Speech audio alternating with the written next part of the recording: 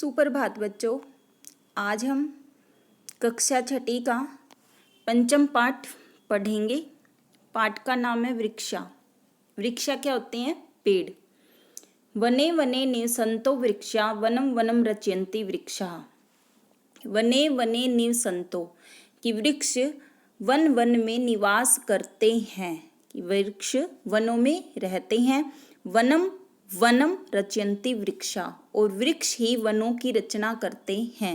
जैसे जहाँ पर कई वृक्ष होते हैं उसको हम जंगल या वन बोलते हैं।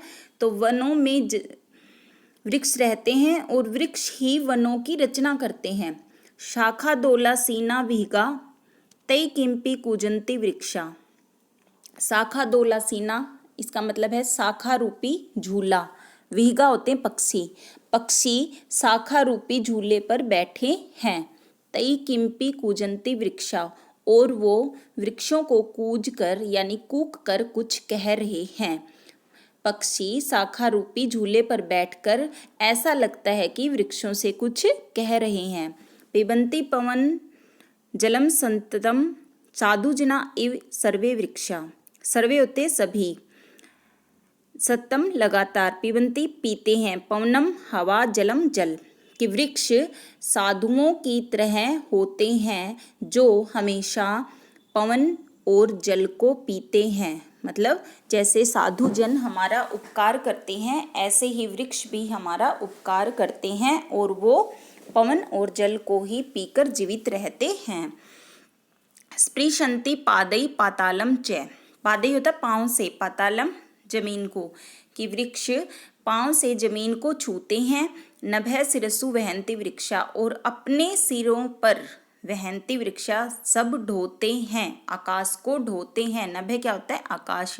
जैसे वृक्षों की जड़ें जो होती है वो जमीन के अंदर होती है, तो इसलिए कहा है कि वृक्ष पाँवों से तो पाताल को छूते हैं और वृक्ष अपने ऊपर आकाश को ढोते हैं। ऐसा लगता है मानो कि आकाश वृक्षों के ऊपर हो। पयोदर्पणे स्वप्रतिबिंबम कौतुकेन पश्यन्ति वृक्षा। पयोदर्पण क्या होता है?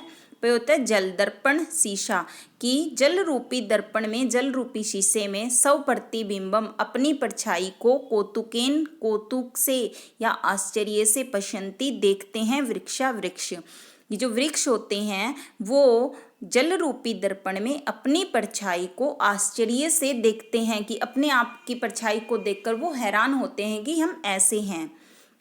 प्रसार्य, प्रसार्य क्या होता है? फैलाकर। सब छाया संस्तरणम, अपनी छाया रूपी, संस्तरणम होता है बिस्तर। कुर्वन्ति सत्कारम, कुर्वन्ति करते हैं, सत्कारम सबका सत्कार, सबका भला, कि जो वृक्ष हैं वो अपनी छाया रूपी बिस्तर को फैलाकर सबका सत्कार करते हैं, सबका भला करते हैं।